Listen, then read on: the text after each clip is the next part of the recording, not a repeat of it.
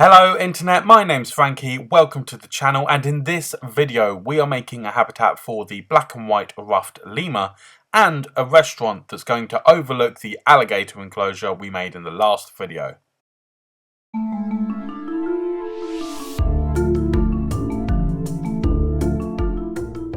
So this habitat has actually been built for a long while now, and I've been trying to figure out when I could put it on the channel and when to introduce it, when would it work the best. And the reason I didn't do it straight away is just because it's quite a small build, this habitat, and it wasn't quite long enough to take up an entire episode of our Floki Wildlife Park series. So as you can see, it's being built right near the entrance, and this is way before even the grey seals have come in.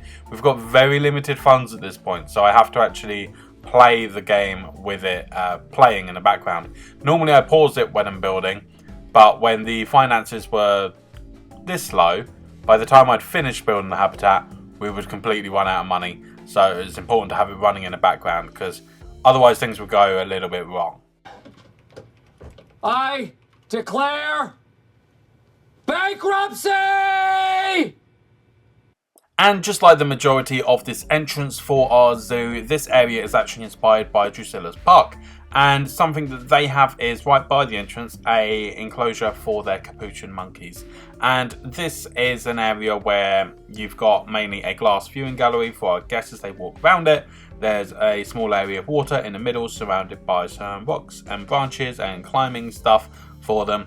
And then at the rear of the enclosure, they've got a little area that they can go and hide away, keep sheltered and stuff like that. And there's actually a window there that you can go and see them sleeping as well. So that was the basic idea for this habitat.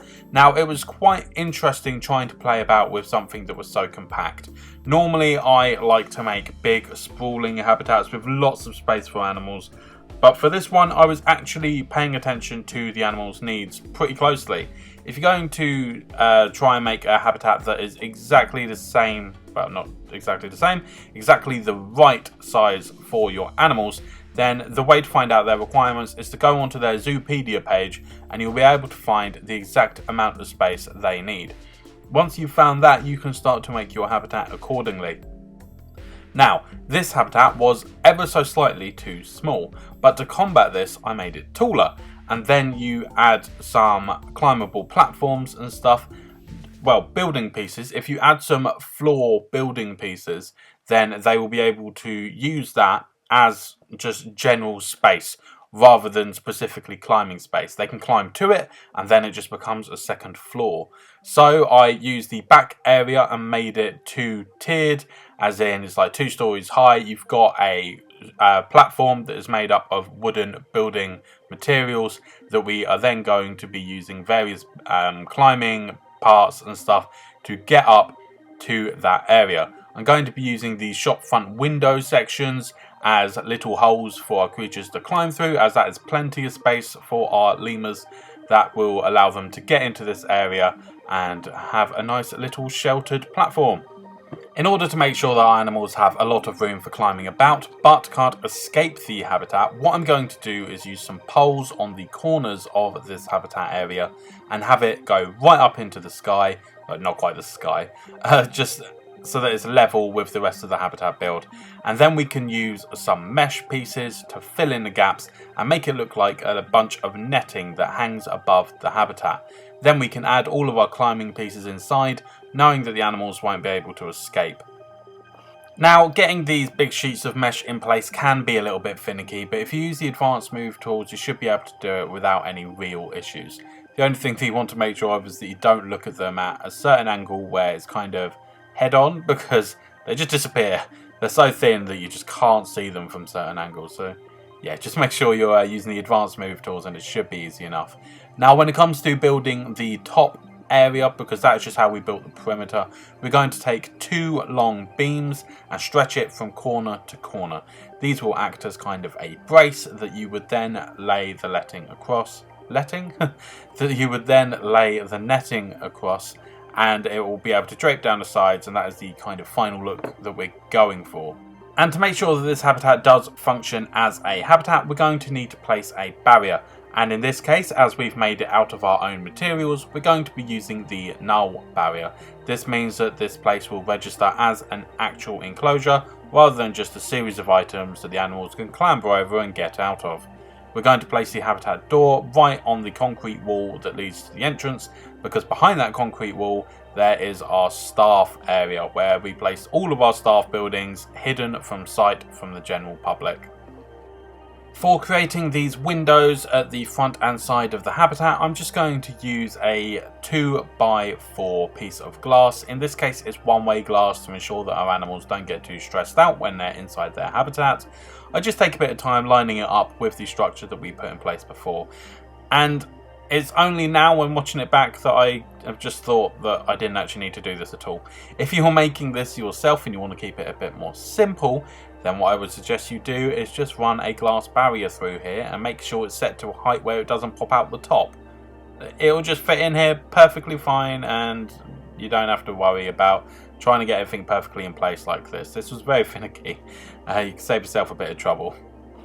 Now, keeping that capuchin monkey habitat in mind, I'm going to just use the terrain tools to push a little area in the middle and make into a pond. If it weren't for the fact that I was trying to be inspired by this specific habitat build that I've seen at Drusilla's, then I may not have gone for the natural water source, but instead a man-made one, just because it takes up quite a lot of space in the ground in order to make sure they have as much climbing space as possible. You might want to use a water fountain or something. It's not a water fountain, is it? It's a water pump. I think that they should add those like hamster bottles to this game. I think that these guys would really benefit from having those hamster style water bottles that just cling to the wall. And as per usual, with the arrival of our animals, we can start to alter the terrain distribution to fit their needs. These guys like quite a bit of soil, which is excellent, and this area that we placed just above their kind of sleeping quarters to act as a second platform for climbing on also kind of enables it to be a hard shelter. So that is excellent. These guys, their terrain needs are basically fulfilled almost immediately. Now it's time to move on to the plants, and this is going to be a lot more intentional, the placement of these. Normally I like to go for really random because that's how you make things look natural, but in this case I'm going to focus large rocks to the edges of the habitat to not only add a bit of dimension to it to make it look a bit less flat, but it will also allow them to climb in these areas, which is awesome. And then we're going to nestle in some smaller plants in the nooks and crannies, the little cracks between these rocks, areas that the seeds would kind of fall into and grow. So I guess I am going for a bit of natural feeling again, but just thinking about it, I guess. We're going to place a couple trees in here as well, trying to keep them as small as possible. And something I didn't know is that the animals can climb these trees as well, which is awesome. The animations you get for climbing on trees is really cool. I'm a big fan of that. Yeah, it's quite limited in here in terms of plants, but I'll just shut up as usual and let you enjoy.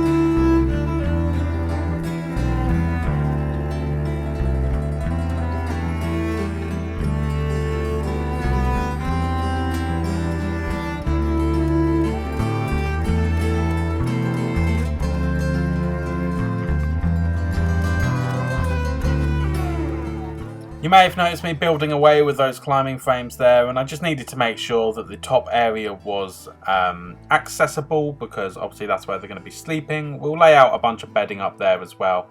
And as we always do, we need to make sure we are placing the food-centric enrichment items accessible for the zookeeper. So that's going to be inside the kind of resting area for our animals, where the keeper can get in and access their food tray nice and easily.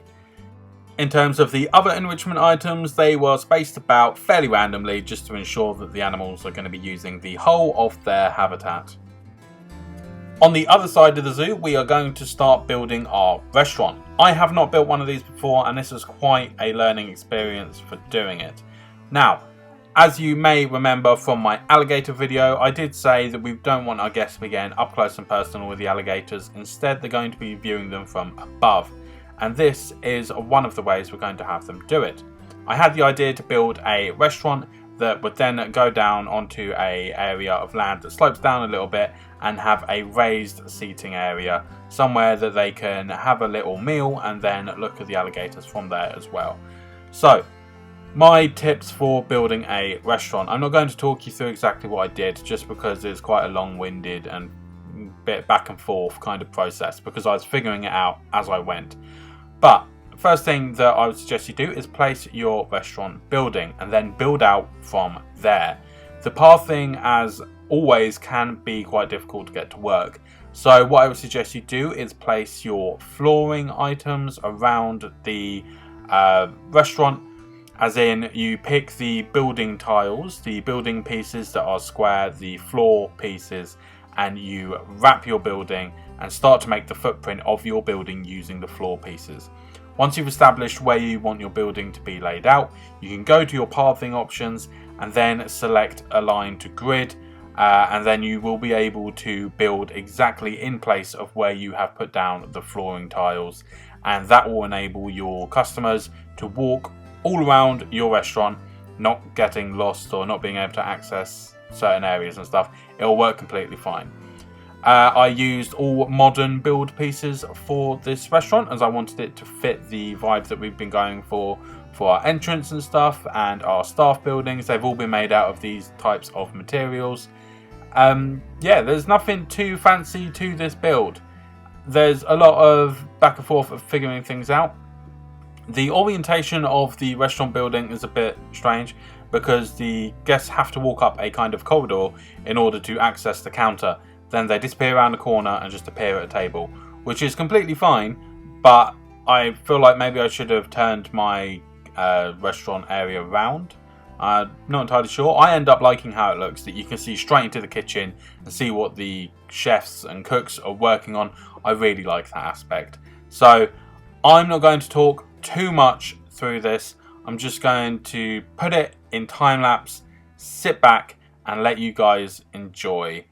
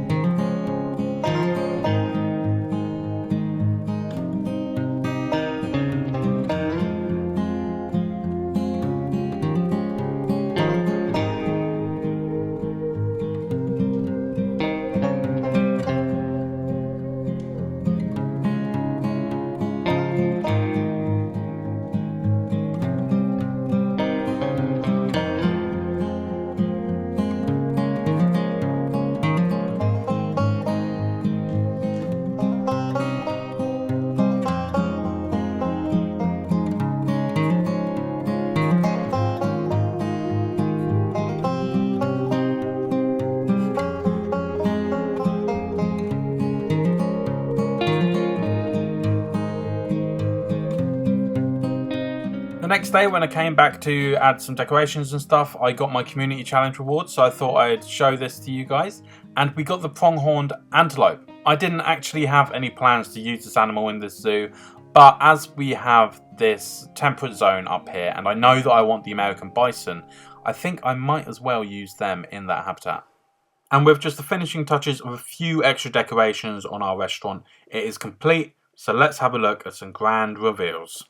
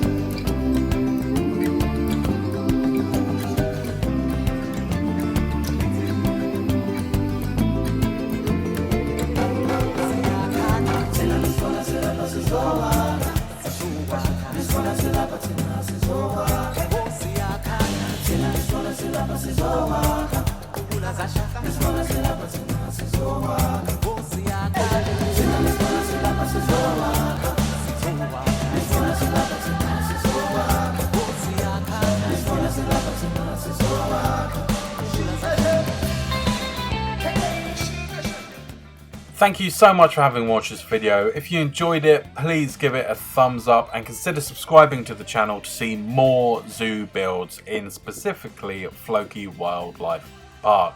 Thank you so much for watching, and until next time, I'll see you later.